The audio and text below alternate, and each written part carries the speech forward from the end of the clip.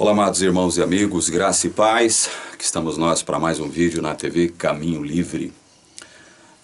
Se você quiser entrar em contato conosco de uma forma mais direta, escreva para tvcaminholivre@gmail.com. Se você tiver alguma dúvida relacionada a algo que foi discutido aqui na TV Caminho Livre, entre em contato conosco através deste e-mail, tvcaminholivre@gmail.com, e dentro do possível nós procuraremos responder a você, ok?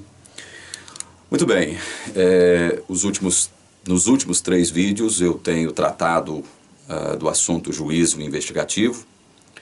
Eu imaginei que no meu último vídeo eu pudesse encerrar de uma vez por todas a discussão sobre este tema, mas na medida em que a gente vai discutindo os detalhes envolvidos, principalmente levando-se em consideração os pontos de vista da Igreja Adventista sobre este assunto, já que a Igreja Adventista é a única a propor a existência desta doutrina, juízo investigativo, a gente vai percebendo que é muito complexa essa questão, e ela precisa ser muito bem discutida, muito bem analisada nos seus detalhes, porque são nos detalhes que a gente vai encontrar a solução para os dilemas que surgem naturalmente quando a gente analisa essa doutrina a partir do ponto de vista da Igreja Adventista do Sétimo Dia, né? Então, algumas pontas ainda ficaram soltas, e que precisam ser amarradas, né? Eu estou falando isso em relação ao último vídeo que eu gravei aqui, falando sobre a questão do juízo investigativo. Eu procurei me ater aqui a alguns detalhes relativos ao ministério de Cristo no santuário celestial. Eu apontei aqui 2 detalhes que eu particularmente nunca ouvi e nunca vi, nunca testemunhei, nunca li nada a respeito da Igreja Adventista falando sobre o detalhe de Cristo primeiro se apresentar a Deus em pé e depois se assentar lá no santuário celestial. Eu tratei desses detalhes, dei algumas pinceladas no sentido de mostrar a todos que houve uma razão para Cristo primeiro se apresentar diante de Deus em pé, né? Assim como há uma razão de Cristo estar hoje no santuário celestial, no lugar onde Deus habita, sentado. Então, isso são detalhes. A Bíblia não entra, ela não detalha os motivos, as razões pelas quais isso acontece, né? Ela também não procura justificar esses 2 detalhes, Cristo primeiro se apresentando em pé, depois se assentando, mas isso tem um sentido, tem um significado. Nada relacionado a uma ação de Deus, a uma ação de Cristo, a uma ação do Espírito Santo, fica sem sentido. Nada pode ser perdido de vista. Tudo tem um objetivo, né? E esse objetivo, como nós sabemos, é sagrado, é santo. Por isso nós tratamos destes 2 detalhes, né? Nós reforçamos o sentido destes 2 detalhes no nosso último vídeo. Mas ainda ficaram algumas pontas soltas, como eu disse, nós precisamos amarrar essas pontas para que não haja nenhuma dúvida a respeito do que nós estamos discutindo. Estamos objetando os argumentos adventistas concernentes ao assunto juízo investigativo. Dentre outras coisas que já foram discutidas aqui, a Igreja Adventista do Sétimo Dia, que se iniciou de modo histórico a partir da análise de Daniel 8,14, nós já temos discutido isso aqui, como eu disse, já há alguns vídeos. Ela vai dizer que Daniel 8,14 está conectado, a purificação do santuário mencionada em Daniel 8,14 está conectada a Levítico 16 e, consequentemente, ao livro de Hebreus. Isto afirma a Igreja Adventista do Sétimo Dia. E nós já percebemos, até aqui, que não existe conexão entre Daniel 8,14 e Levítico 16. Repito, Levítico 16 é o capítulo que descreve a cerimônia do dia da expiação, que era o principal evento no calendário judaico. Então, quer dizer, não existe nada ligando Daniel 8,14 a Levítico 16. Assim como não existe nada ligando Daniel 8,14, ou seja, a purificação do santuário mencionada em Daniel 8,14, ao livro de Hebreus. Você também não vai encontrar no livro de Hebreus nenhuma menção, nenhuma citação, né, ao livro de Daniel. Não há nada em Hebreus apontando para Daniel, para o livro de Daniel. Portanto, essas considerações, essas observações têm que ser feitas para que a gente possa ir, como eu disse, amarrando as pontas que ainda ficaram, que ainda sobraram, para que não haja dúvida nenhuma a respeito deste assunto. Muito bem, eu não analisei aqui especificamente um argumento da Igreja Adventista, onde ela afirma o seguinte: olha, há necessidade de se fazer um juízo investigativo, existe essa necessidade do juízo investigativo, porque o santuário celestial fora contaminado. Então, o que Jesus está fazendo a partir do dia 22 de outubro de 1844, segundo a Igreja Adventista, quando ele deixa o lugar santo e adentra o lugar santíssimo, justamente esta purificação. O santuário fora contaminado, e o que Jesus está fazendo agora é tratando de purificar o santuário. O santuário fora contaminado, então ele precisa ser purificado. E é o que Jesus está fazendo desde 22 de outubro de 1844, quando ele se aplica a aprovar nomes e a reprovar nomes, a aceitar nomes e a rejeitar nomes. Então, em linhas gerais, é o argumento da Igreja Adventista do Sétimo Dia. Então, nós vamos entender aqui de que forma o santuário celestial fora profanado, né? Fora contaminado. De que forma isso aconteceu? Para isso, nós vamos ler dois textos aqui, muito importantes para as ideias que serão expressas aqui agora. Vamos lá. Hebreus capítulo 9, abra sua Bíblia aí, Hebreus capítulo 9, versos 22 e 23. Os textos dizem assim: com efeito, quase todas as coisas, segundo a lei, se purificam com sangue, e sem derramamento de sangue não há remissão. Presta atenção nesse versículo 22. Com efeito, quase todas as coisas, segundo a lei, se purificam com sangue, e sem derramamento de sangue não há remissão.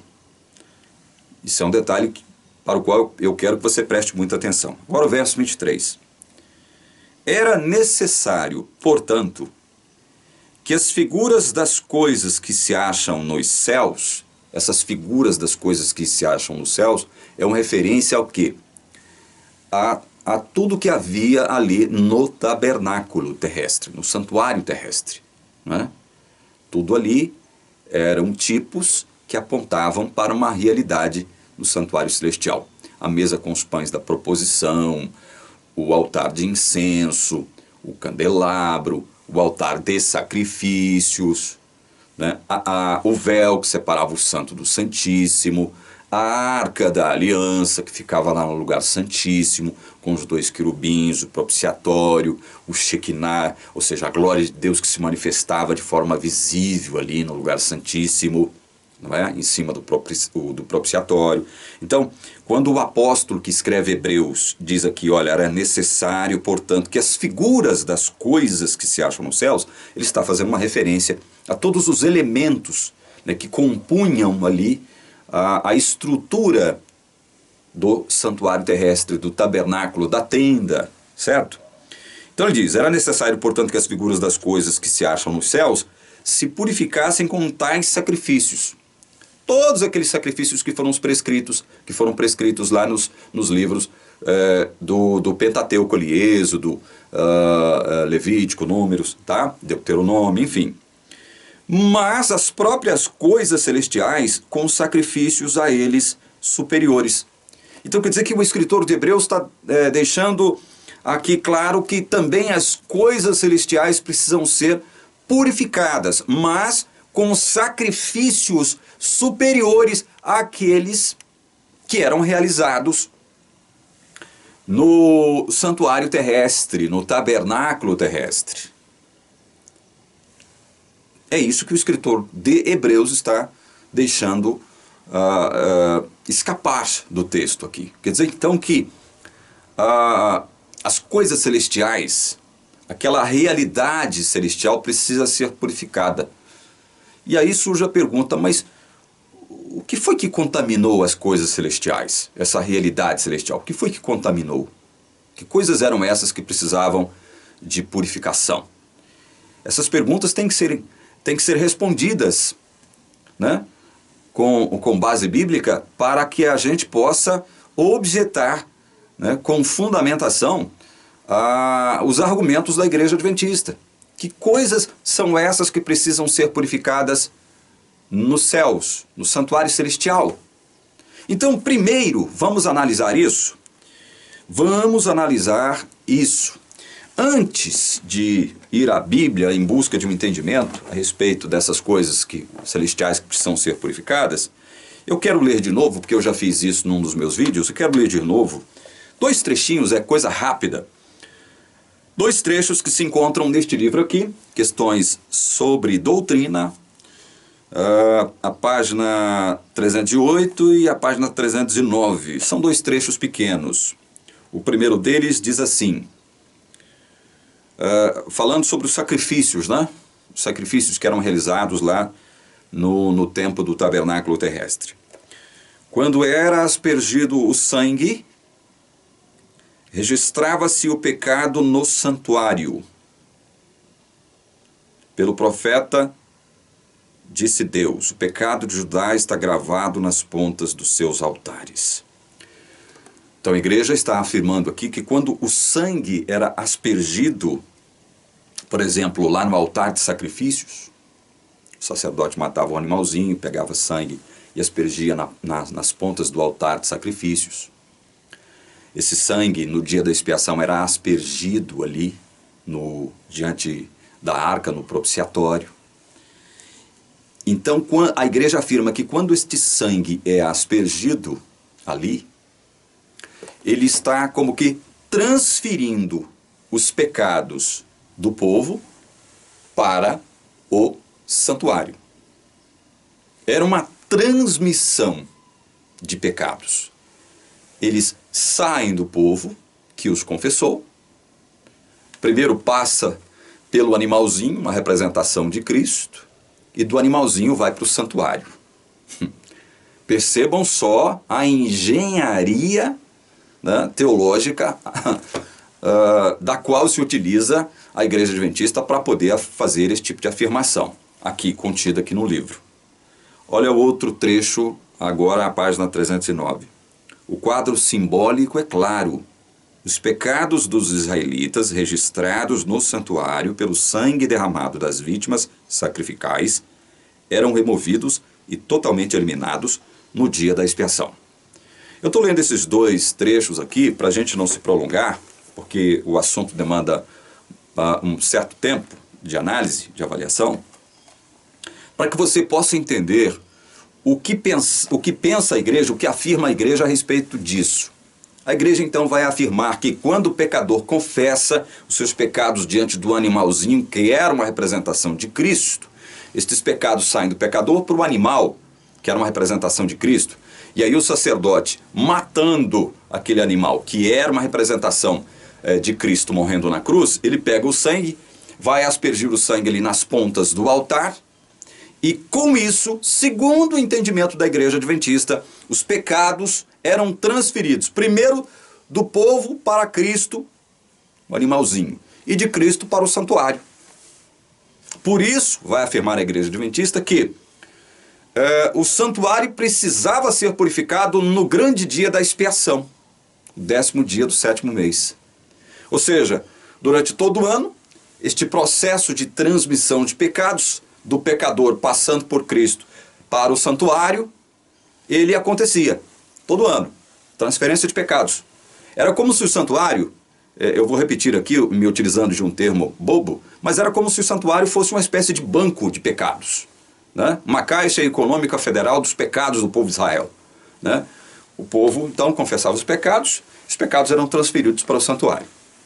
Através do quê? Repito, através da aspersão do sangue. Ora, gente, nós acabamos de ler aqui um texto em Hebreus 9, 22, que o papel do sangue, e eu já discuti isso aqui num dos meus vídeos, o papel do sangue não era o quê? Contaminar. O papel do sangue não era registrar pecados, como afirma a Igreja Adventista, de forma descontextualizada, utilizando-se inclusive do texto de Jeremias 17:1. Eu já discuti esse texto aqui. Nós não vamos adentrar agora porque não é objetivo nosso discutir isso aqui agora. Só estou mostrando para vocês como pensa a Igreja Adventista a esse respeito. Quando o sacerdote ia aspergindo sangue ali no altar de sacrifícios, ou até mesmo lá dentro do Santíssimo, na arca, no propiciatório, ele estava transferindo pecados do povo para o santuário. É esse o entendimento da igreja. E não purificando o santuário. Há uma grande diferença aí. Há uma grande diferença e a gente vai ver isso. Primeiro nós vamos entender o seguinte. O que realmente contaminava o santuário? O que contaminava efetivamente o santuário? É isso que a gente precisa ver. Para isso eu peço que você abra a sua Bíblia em Levítico, capítulo 20, para que você possa começar a entender isso, esse dilema criado pela Igreja Adventista do Sétimo Dia. Levítico 20, vamos ler dos versos 1 a 3. Disse mais o Senhor a Moisés: também dirás aos filhos de Israel: qualquer dos filhos de Israel ou dos estrangeiros que peregrinam em Israel, que der de seus filhos a Moloque, será morto. O povo da terra o apedrejará. Voltar-me-ei contra esse homem e o eliminarei do meio do seu povo, porquanto deu de seus filhos a Moloque, contaminando assim o meu santuário e profanando o meu santo nome. Deste texto já é possível depreender algo a respeito de como o santuário era contaminado. O santuário que Deus pediu para que Moisés construísse, ainda lá no deserto, ele prefigura o santuário celestial, a realidade divina.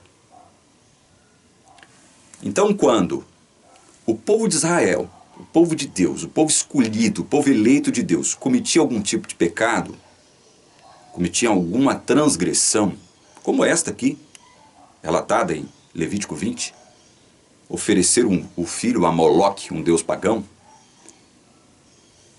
Quando o povo cometia um pecado, é que, através da ação, através do cometimento deste pecado, é que o santuário era o quê? Contaminado.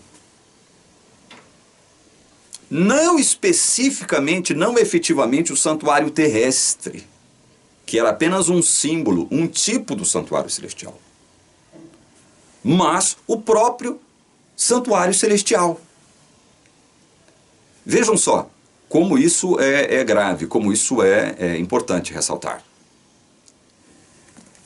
O que contaminava o santuário não era a aspersão do sangue ali no santuário.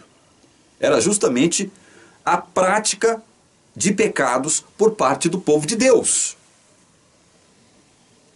Era isso que efetivamente contaminava o santuário. Leia comigo Números 19.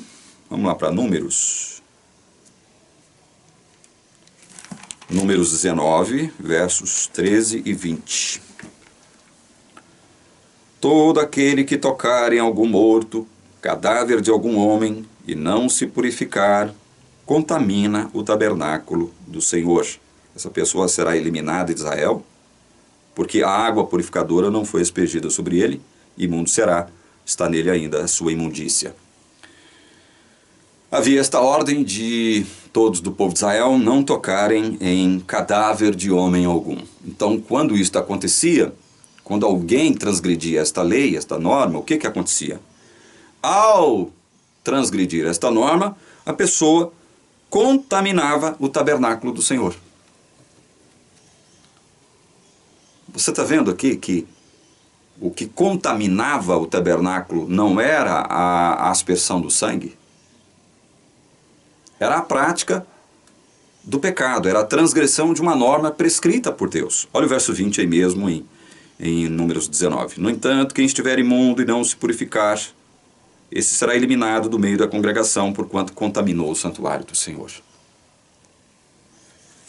Então veja, gente, a Bíblia está deixando claro aqui o seguinte: o que exatamente contamina é o hábito, é a prática, é o ato da transgressão que contamina o santuário, ou que contaminava o santuário, falando aqui dentro do contexto. Era isso que efetivamente contaminava. Eu acho que há alguma coisa ainda em Números capítulo 35, só que nos ajuda a ampliar e a confirmar este entendimento. Deixa eu ver aqui se há.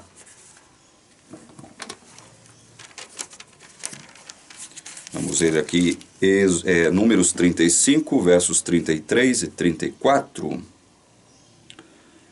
Assim não profanareis a terra em que estais, porque o sangue profana a terra. Nenhuma expiação se fará pela terra por causa do sangue que nela for derramado, senão com o sangue daquele que o derramou. Não contaminareis, pois, a terra na qual vós habitais, no meio da qual eu habito, pois eu, o Senhor, habito no meio dos filhos de Israel. Aqui é só dois textos que servem para ampliar o nosso entendimento a respeito deste argumento que nós estamos lançando aqui, com base na palavra de Deus. Qual o argumento? O argumento de que o que contaminava o santuário, e aqui neste caso aqui, segundo os textos, dois versos que nós lemos aqui em Números 35, o que contaminava a terra era a ação pecaminosa, era o ato pecaminoso. É isto que contaminava o santuário, o tabernáculo. É isto. Então, o que contaminava o tabernáculo, o santuário, contrariando a afirmação da Igreja Adventista, não era a aspersão do sangue. Era o ato pecaminoso do povo de Deus. E isto é que contaminava o santuário. Agora, nós precisamos entender o seguinte, porque nós estamos tratando aqui do santuário celestial. O que exatamente precisaria de purificação no santuário celestial? O que exatamente precisaria de purificação? E essa é uma pergunta importante, porque é essa pergunta que nós temos que fazer a partir da leitura do verso 23 de Hebreus 9. Vou repetir a leitura do texto. Porque Cristo não entrou em santuário feito por mãos, figura do verdadeiro, porém no mesmo céu, para comparecer agora por nós diante de Deus. Isso é o verso 24. Vamos ler o verso 23. Era necessário, portanto, que as figuras das coisas que se acham nos céus se purificassem com tais sacrifícios, mas as próprias coisas celestiais com sacrifícios a eles superiores. Coisas celestiais que precisam ser purificadas. O que são isso? Ou o que são essas coisas? E a Bíblia tem que nos responder isso. Vamos entender isso então? Para isso vamos ler primeiro Colossenses, capítulo 1. Abra aí em Colossenses, capítulo 1. Nós vamos ler do verso 1, aliás, do verso 13 até o verso 20. Colossenses 1, do versículo 13 ao versículo 20. O texto bíblico diz assim, olha só como isso aqui é maravilhoso. Ele nos libertou do império das trevas e nos transportou para o reino do Filho do seu amor, no qual temos a redenção, a remissão dos pecados. Este é a imagem do Deus invisível, o primogênito de toda a criação, pois nele foram criadas todas as coisas, nos céus e sobre a terra, as visíveis e as invisíveis, sejam tronos, sejam soberanias, quer principados, quer potestades. Tudo foi criado por meio dele e para ele. Ele é antes de todas as coisas. Nele tudo subsiste. Ele é a cabeça do corpo da igreja. Ele é o princípio, o primogênito de entre os mortos, para em todas as coisas ter a primazia, porque aprouve a Deus que nele residisse toda a plenitude, e que, havendo feito a paz pelo sangue da sua cruz, por meio dele, reconciliasse consigo mesmo todas as coisas, quer sobre a terra, quer nos céus. Ora, esse texto não está falando, alguém pode objetar, né, de coisas que precisavam ser purificadas, como não? Esse texto está falando aqui de remissão de pecados através do quê? Através da ação de Cristo. Este texto está dizendo que Cristo, ao morrer pela sua igreja, pelo seu povo eleito, pelo seu povo escolhido na cruz, ele, pela fé, os transporta até onde? Como diz o verso 13 aqui, ele nos libertou do império das trevas e nos transportou para o reino. Deus está falando, ele nos libertou do império das trevas e nos transportou para o reino do Filho do seu amor. Então quer dizer que em Cristo e por conta do que Cristo fez, nós estamos juntamente com Cristo ao lado de Deus, no céu. E eu li isso aqui no meu vídeo passado, quando eu li Efésios 1, versículo 20, Efésios 2. Eu li isso, deixei bem claro aqui. E o texto aqui está dizendo o seguinte, que ele, Jesus, precisava reconciliar consigo mesmo todas as coisas. Porque ele era o representante de quem... Ele era o representante de todos aqueles por quem ele morreu. É isso que eu queria dizer. Jesus era o representante de todos aqueles por quem ele morreu na cruz. Todos esses por quem ele morreu na cruz tiveram os seus pecados o quê? Remidos, pagos, completamente apagados. E com isto houve uma reconciliação. Quando Jesus morre pelo seu povo, pela sua igreja, pelos seus filhos eleitos lá na cruz, os pecados deste mesmo povo, por quem ele morreu, foram terminantemente apagados. Porque Cristo carregou estes pecados sobre si mesmo. Então houve o quê? Não só uma purificação, mas houve uma reconciliação deste mesmo povo, que antes era um povo pecador, um povo inimigo de Deus. Através da ação de Cristo morrendo na cruz, houve uma reconciliação deste mesmo povo com Deus. O sentido deste texto que nós lemos, deste trecho que nós lemos aqui em Colossenses, é esse. É este o sentido. Lucas 10, 20. Lucas capítulo 10, verso 20.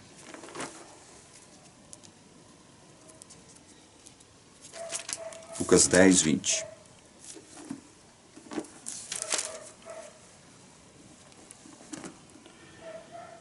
Mas vós, aliás, não, perdão, estou lendo o capítulo errado. Lucas 10, 20.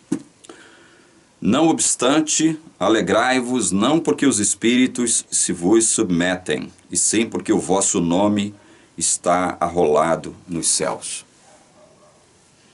Quando os discípulos foram enviados naquela missão evangelizadora por Cristo, e houve ali uma série de sinais e milagres que aconteceram por obra do Espírito Santo, através deles, eles ficaram alegres, felizes, ficaram contentes, regozijantes.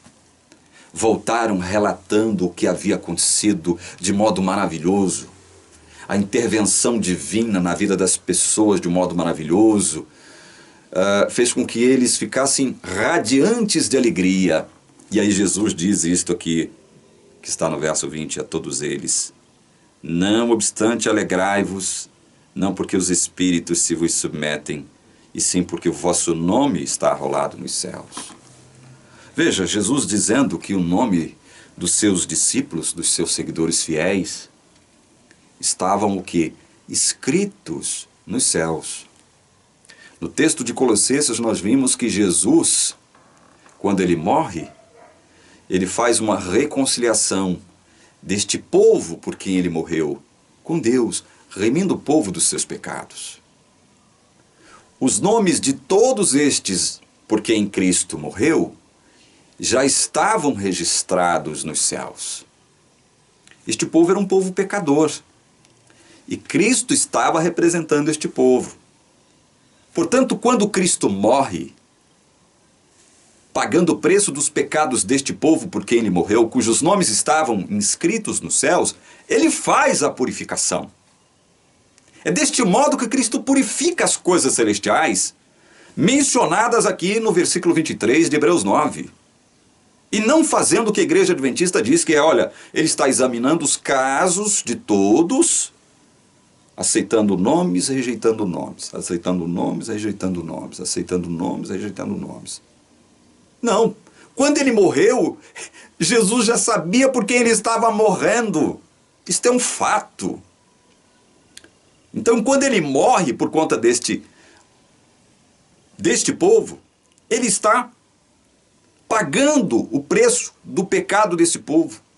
Ele está remindo este mesmo povo dos seus pecados, reconciliando este povo com Deus, purificando o ambiente celestial por conta dos pecados deste povo. Porque os nomes deste mesmo povo por quem ele morreu estavam escritos onde? No santuário celestial, na ambiência de Deus, no lugar onde Deus habita. Por isso a ambiência onde Deus habita, por isso o santuário precisava ser purificado. E como foi? E como o santuário foi purificado? Através da morte de Jesus. Apocalipse 13:8. Apocalipse 13:8. Vamos ler. Eu já li esse texto aqui em vários contextos, Apocalipse 13:8, mas não custa nada ler de novo.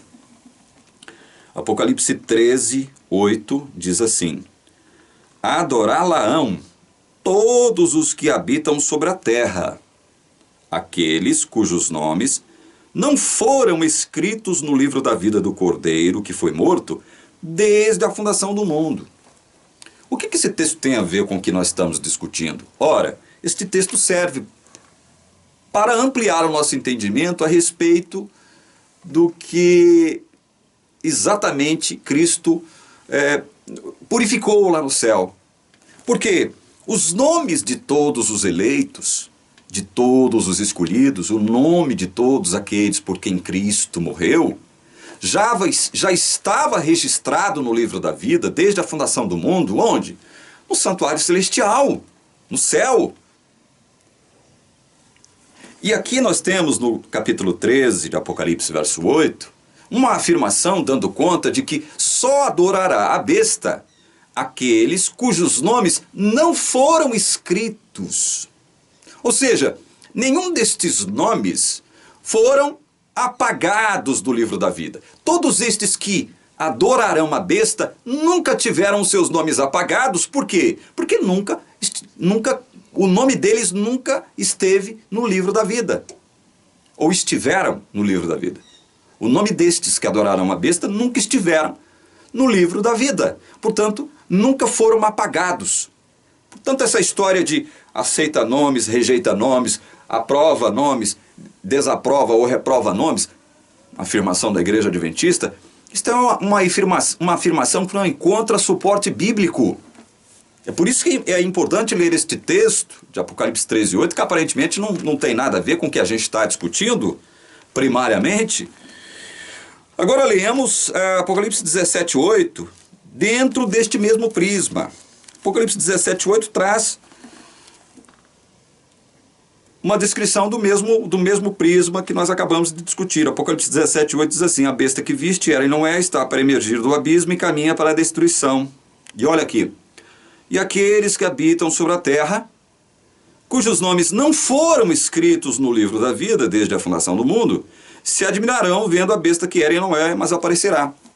Ou seja, quem é que vai admirar a besta?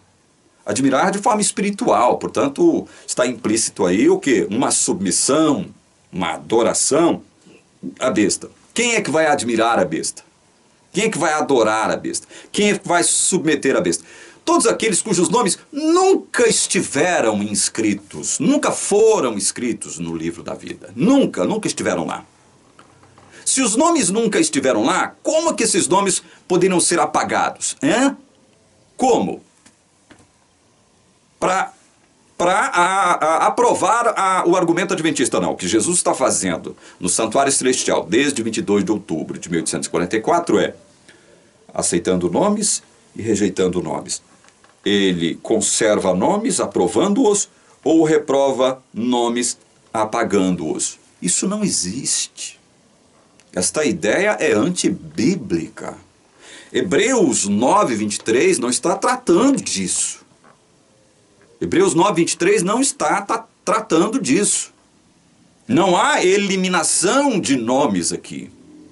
O que há é uma purificação feita por Cristo, quando ele morre na cruz, em prol destes por quem ele morreu, cujos nomes já estavam inscritos no livro da vida desde a fundação do mundo. Ora bolas, não sou eu que estou afirmando isso, é a palavra de Deus que claramente mostra isso aqui. É o que nós estamos lendo.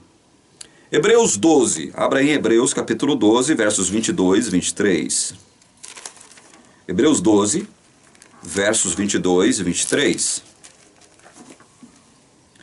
Diz assim: mas tendes chegado ao monte Sião e à cidade do Deus vivo, a Jerusalém celestial e a incontáveis hostes de anjos, e à universal assembleia, e igreja dos primogênitos, arrolados nos céus, e a Deus, o juiz de todos, e aos espíritos dos justos aperfeiçoados.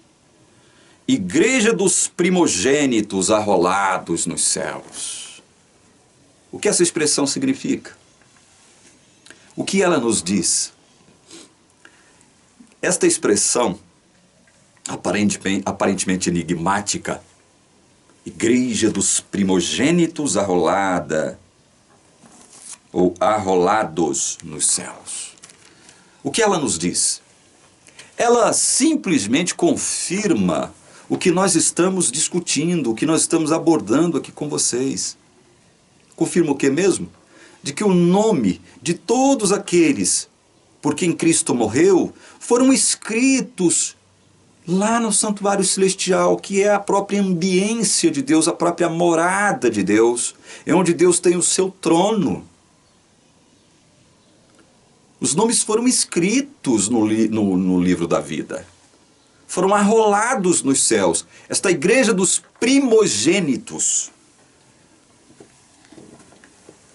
Por quem Cristo morreu. Então, quando Hebreus 9:23 diz, vou ler de novo: era necessário, portanto, que as figuras das coisas que se acham nos céus se purificassem com tais sacrifícios, mas as próprias coisas celestiais com sacrifícios a eles superiores. Quando Hebreus se refere aqui a coisas celestiais precisando ser purificadas com sacrifícios superiores, inclusive utilizando-se aqui de um termo plural, quando o próprio escritor de Hebreus deixa claro que Jesus não precisou morrer várias vezes. Ele entrou no Santo dos Santos, no santuário de Deus, uma vez por todas. Uma vez por todas. E depois ele se assenta. Isso eu deixei bem claro no meu último vídeo. Quando então o livro de Hebreus se refere a coisas celestiais, ele está se referindo especificamente a quem? A todos os filhos de Deus por quem Cristo morreu na cruz. Porque os nomes de todos estes já estavam escritos lá no livro da vida, que está lá no santuário celestial, que não é outra coisa senão a ambiência de Deus, o lugar onde Deus habita. E olha, e tem mais um detalhe, o verso 23 está dizendo justamente, confirmando justamente o que nós propomos aqui, já propomos algumas vezes em outros vídeos e estamos propondo aqui desde o início deste vídeo agora. O que a gente está propondo? Propondo o seguinte, que este argumento da igreja adventista que diz o seguinte, olha, quando o sangue é aspergido lá no santuário, era aspergido no santuário terrestre, seja em que cerimônia fosse, ele estava registrando os pecados do povo ali no santuário. Era uma transferência de pecados do povo primeiro para Cristo, né, que o animalzinho era morto, sobre quem o pecador confessava os seus pecados, e depois do animalzinho de Cristo para o santuário. Era uma transferência, era um processo de transferência de pecados, né? que se acumulava ao longo do ano. Então o dia da expiação tinha esse sentido de purificar o santuário de todos aqueles pecados que haviam sido transferidos, ou seja, depositados ali. Ora, esse é o entendimento da igreja. Eu estou falando grosso modo, me utilizando de termos claros e bem bobos, para poder explicar, para que você entenda o sentido da coisa. Isso não encontra fundamento aqui, porque o próprio versículo 23 está dizendo o seguinte: era necessário, portanto, que as figuras das coisas que se acham nos céus, santuário terrestre, se purificassem com tais sacrifícios. Ou seja, os sacrifícios purificavam, não contaminavam. É como o verso 22 diz: com efeito, quase todas as coisas, segundo a lei, se purificam com sangue. O sangue purificava, o sangue não contaminava, o sangue não transferia pecados, o sangue justamente purificava. Porque este sangue era uma representação do sangue santo sagrado de Cristo derramado na cruz em prol de todos aqueles por quem ele morreu. E estes por quem ele morreu estavam com seus nomes todos escritos lá no céu, no santuário celestial. E era isto que precisava ser purificado. Porque este povo por quem Cristo morreu era povo pecador. E os seus nomes ali no santuário celestial, é nesse aspecto que os nomes dos pecadores por quem Cristo morreu ali no santuário celestial contaminava a ambiência celestial, que é pura. Estão entendendo isto? É isto que a Bíblia deixa muito claro, ao invés de um juízo investigativo.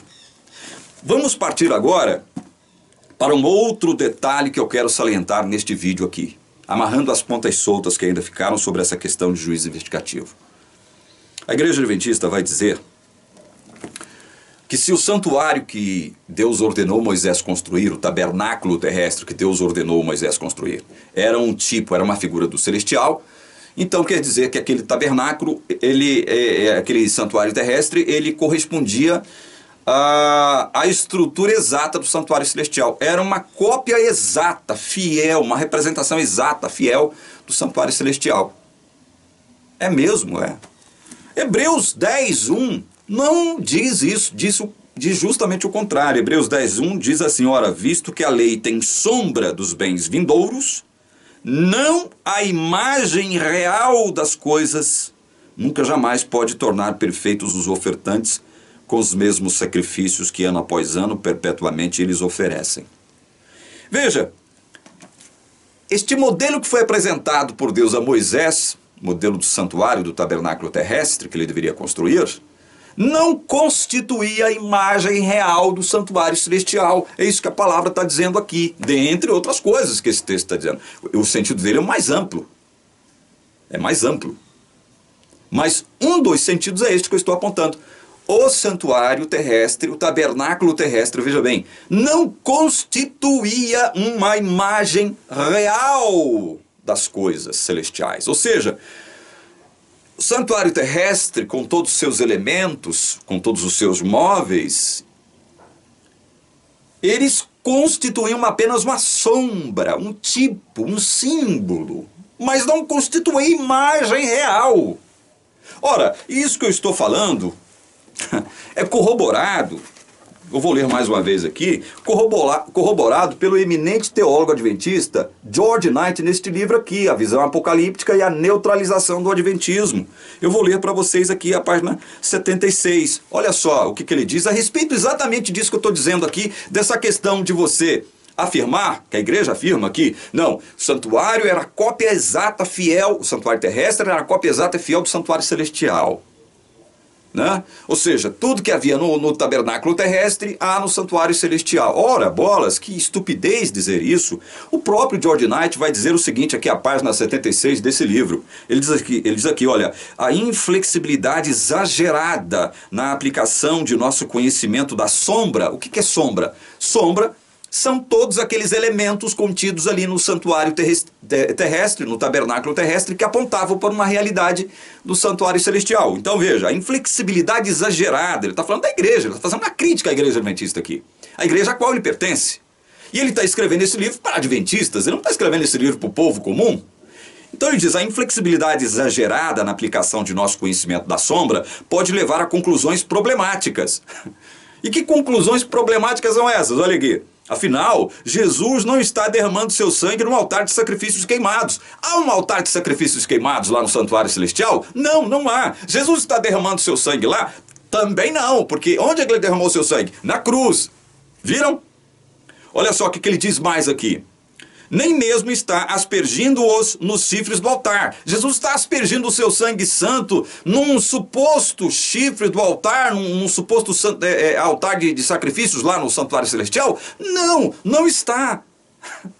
Por que não? Porque não há altar de sacrifícios com 4 pontas lá no santuário celestial. Olha aqui mais, o que ele diz mais. Além disso, tanto a Bíblia quanto o Espírito de profecia são muito claros em ensinar que após sua ascensão, Jesus não permaneceu trancado num pequeno cubículo longe do Pai por 1800 anos. Isso eu cansei de dizer aqui, né? Nos meus últimos vídeos que eu tenho gravado aqui, eu estou dizendo isso. E aí vem o próprio teólogo da Igreja Adventista dos Sétimos. Isso é sensacional, não é? É sensacional, porque isso aqui partiu da pena de um eminente teólogo adventista do sétimo dia que reconhece as conclusões problemáticas a que tem que se chegar todo aquele que vai analisar com exatidão, com rigor, todos os postulados, todos os argumentos e afirmações da igreja adventista com relação àquilo que ela professa crer. Há problemas e muitos problemas com a interpretação adventista a respeito deste assunto, juízo investigativo. E é isso que nós estamos apontando desde o nosso primeiro vídeo. Para vocês terem uma ideia, se eu não perdi as contas, depois eu vou até contar lá no canal, eu acho que este vídeo que eu estou gravando, não tenho certeza, porque é tanta coisa, eu acho que esse é o 8º vídeo falando sobre esse tema, eu não sei. Pode ser o 7º, pode ser o 8º. Mas olha só, quanto tempo nós estamos gastando para discutir esse assunto da forma como a Bíblia o trata e não conforme o entendimento da igreja adventista. Bom, eu preciso caminhar porque eu quero mostrar para vocês agora, eu quero botar abaixo um outro argumento adventista a respeito do santuário celestial. Primeiro eu já mostrei, deixei bem claro aqui o seguinte, que o santuário terrestre não correspondia a uma cópia fiel, exata, do que há lá no céu, e o próprio George Knight corrobora isso que eu estou falando. Nem tudo que havia no santuário terrestre há no santuário celestial. Certo? Então veja, outra coisa que cai por terra. A igreja afirma que o santuário celestial, assim como o terrestre, possuía 2 compartimentos. Por isso que o ministério de Jesus para a igreja adventista é bifásico. Ele passa 1800 e tantos anos num cubículo, utilizando o termo expressado aqui pelo teólogo adventista, um cubículo, né?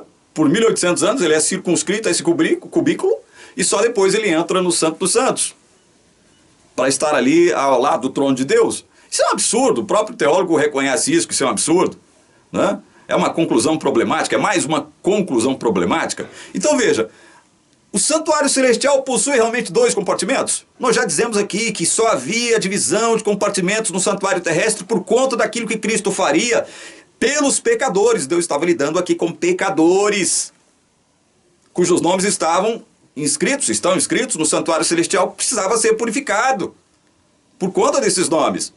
Então Deus lida aqui na terra com seres pecadores, por isso havia ali uma divisão entre santo e santíssimo. Inclusive o véu, mostrei para vocês aqui no vídeo passado que o véu era uma representação do próprio Cristo. Quando morre na cruz, o véu se rasga de alto a baixo. O véu era uma representação do próprio Cristo, e Cristo deixa isso bem claro aqui em Hebreus 10, 20. Não custa nada a gente ler de novo para a gente correr com o próximo argumento. Olha aqui. Versos 19 e 20 de Hebreus 10 diz assim: tendo, pois, irmãos, intrepidez para entrar no santo dos santos, pelo sangue de Jesus, pelo novo e vivo caminho que ele nos consagrou pelo véu, isto é, pela sua carne. Ou seja, o próprio véu que dividia o Santo do Santíssimo era uma representação do próprio Cristo, da carne de Cristo. Essa carne de Cristo foi deposta na cruz, foi morta na cruz. Portanto, quando ele morre ali na cruz, o véu se rasga. Era uma representação da morte de Jesus. E quando o véu se rasga, representando a morte de Jesus, se abre um novo e vivo caminho para quem? Para Deus, no Santo dos Santos, no Santíssimo. E nós temos acesso a este Deus lá no Santíssimo, não ao Santo, ao Santíssimo, pelo sangue de Jesus que foi derramado na cruz. Jesus não permaneceu 1800 e tantos anos num cubículo, como diz o George Knight aqui, trancado por 1800 anos. O Santo dos Santos não permaneceu vazio pela maior parte da era cristã. Isso é um absurdo. É um absurdo a Igreja Adventista afirmar isso. E vamos correr com outro argumento, é com esse argumento que eu quero terminar esse vídeo aqui. Olha só, gente. Havia então 2 compartimentos no santuário celestial. Eu estou afirmando isso aqui já há muito tempo na TV Caminho Livre. É o seguinte, gente, santuário celestial no céu é a ambiência de Deus, onde Deus está, não há divisão de compartimentos ali. Meu Deus, para que isso? Para que divisão de compartimentos ali? Para quê? Para quê? Então veja, vamos ler primeiro, aliás, vamos ler o verso 24 de Hebreus 9. Hebreus 9, 24 diz assim: porque Cristo não entrou em santuário feito por mãos. Olha só, Cristo não entrou em santuário feito por mãos, já dizia o escritor de Hebreus naquela época. Figura do verdadeiro. Porém onde? Onde ele entrou? No mesmo céu. Portanto, o céu aqui mencionado é a mesma coisa que o santuário celestial, porque onde Deus habita, aquilo ali, obviamente, é um santuário, porque o santuário é onde o santo habita. Santo, santo, santo. O nosso Deus triuno habita no santo dos santos, no santíssimo lugar. Céu, portanto, e santuário é uma coisa só. E isso a Igreja Adventista do Sétimo Dia nunca entendeu. Se entendeu, se calou para este detalhe. Evidentemente, procurando atender às suas conveniências, né? Mas leamos então, em corroboração a esta afirmação que eu estou fazendo, alguns textos bíblicos. 1 Reis 8, 49. 1 Reis, o primeiro livro de Reis. 1 Reis. Capítulo 8, antes de ler o 49, leamos o verso 30. 1 Reis 8, verso 30 diz assim: ouve, pois, a súplica do teu servo e do teu povo de Israel, quando orarem neste lugar. Santuário terrestre, né? Salomão orando. Ouve no céu, lugar da tua o quê? Lugar da tua habitação. Ouve no céu, lugar da tua habitação. Então, onde Deus habita? Do santuário celestial. Céu é o lugar da habitação de Deus. Céu é o santuário celestial. Por que é um santuário? Porque é onde o santo habita. É onde o Deus santo, santo, santo habita. Olha o verso, agora o verso 39 aí mesmo de 1 Reis 8. Saibam que isso aqui é uma oração de Salomão na dedicação do templo glorioso que ele construiu. Verso 39 diz assim: ouve tu nos céus, lugar da tua habitação. Olha o verso 49 aí mesmo, no capítulo 8. Ouve tu nos céus, lugar da tua habitação, a sua prece e a sua súplica, e faze-lhes justiça. Viram? Olha Salomão então afirmando que o céu é o lugar da habitação de Deus. Como que corroborando Hebreus. Jesus não entrou num santuário feito por mãos, figura do verdadeiro, ele entrou no próprio céu. Olha o que diz aqui agora, Mateus, aliás, vamos ler primeiro, depois a gente chega até Mateus, vamos ler primeiro, Salmo 11, verso 4. Salmo, abra aí a sua Bíblia. Salmo 11, verso 4. 11, verso 4 diz assim: o Senhor está no seu santo templo. Nos céus tem o Senhor o seu trono. Olha só, o Senhor está no seu santo templo. Isso aqui é um paralelismo, né? O fato de Deus estar no seu templo corrobora com o fato de que nos céus tem o Senhor o seu trono. O Senhor está no seu santo templo. Nos céus está o seu trono. É a mesma coisa. É um paralelismo hebraico aqui. Viram? Santuário celestial e céu, que é a habitação de Deus, é a mesma coisa. Um outro texto que a gente pode ler corroborando este fato. Salmo 102, versos 18 e 19. Vamos para Salmo 102, versos 18 e 19. O texto diz assim, olha: ficará isto registrado para a geração futura, e um povo que há de ser criado louvará ao Senhor, que o Senhor do alto do seu santuário, desde os céus, baixou vistas à terra.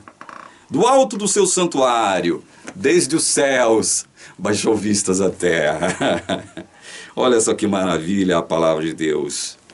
Quão maravilhosa é a palavra de Deus. Quando a gente procura prestar atenção àquilo que a palavra de Deus diz, e não àquilo que a sua igreja diz.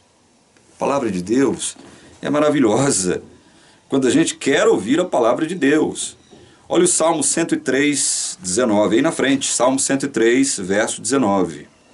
Nos céus estabeleceu o Senhor o seu trono, e o seu reino domina sobre tudo. O trono de Deus estabelecido onde? No céu. É ali que ele está, é ali que está estabelecido o trono de Deus, ou seja, no santuário celestial, a habitação de Deus. Isso é maravilhoso. Não é maravilhoso isso? Agora, Isaías 66, abrem Isaías.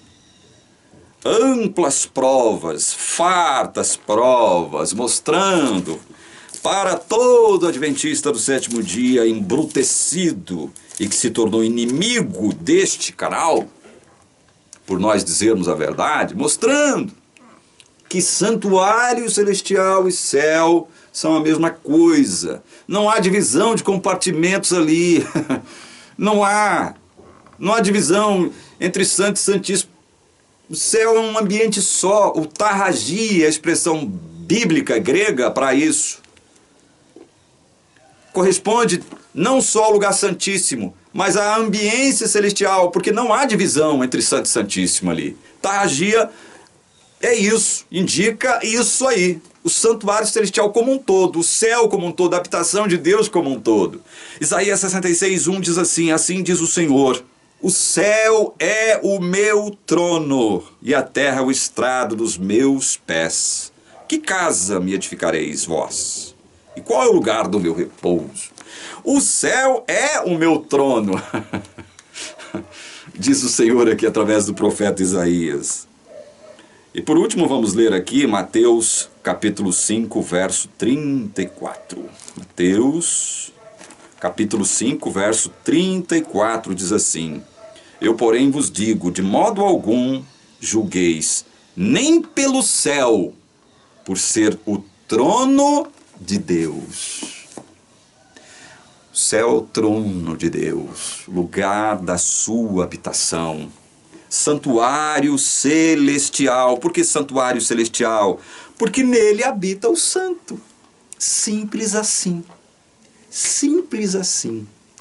Portanto, esta balela da Igreja Adventista do sétimo dia dizer que o ministério sumo sacerdotal de Cristo é bifásico, porque primeiro ele permaneceu 1810 anos no compartimento santo, para depois, só em 22 de outubro de 1844, cumprindo a profecia de Daniel 8,14, passasse a realizar agora a purificação do santuário, aceitando nomes, rejeitando nomes. Isto não passa de uma mentira deslavada, de algo absurdamente falso.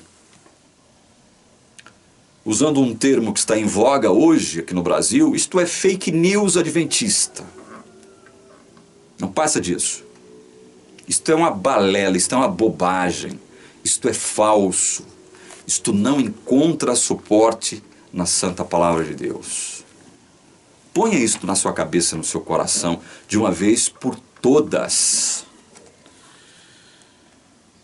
Aqui diz assim no livro de Apocalipse, capítulo 21, verso 22, a respeito da cidade santa, da Nova Jerusalém. O apóstolo João está descrevendo a magnificência, a glória, a beleza, né, indescritível, inefável desta cidade. E ele diz aqui, em Apocalipse 21, 22, a respeito da Nova Jerusalém: nela não vi santuário, porque o seu santuário é o Senhor, o Deus Todo-Poderoso e o Cordeiro. Quer dizer que na Nova Jerusalém, que será transferida para a Terra, e será a capital do planeta Terra, não há o quê?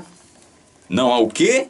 Não há o quê? Igreja Adventista do Sétimo Dia. O que não há na Nova Terra? O que não haverá na Nova Terra? Santuário.